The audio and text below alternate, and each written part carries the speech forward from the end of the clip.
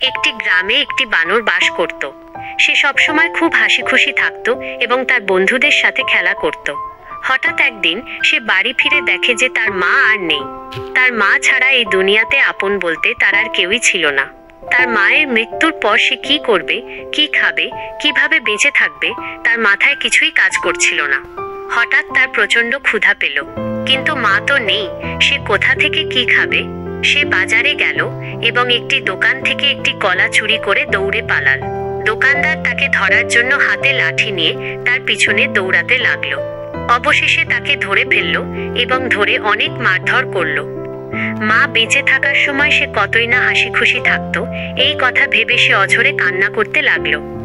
হঠাৎ সে চিন্তা করলো, এইভাবে থেমে থাকলে হবে না, বেঁচে থাকার জন্য তাকে কিছু একটা করতেই হবে। তারপর সে চিন্তা করলো যে সে টমেটোর ব্যবসা করবে। সে বাড়ি বাড়ি গিয়ে টমেটো বিক্রি করবে। এই চিন্তা করে সে ওই দোকান থেকে অল্প দামে কিছু টমেটো কিনে নিল।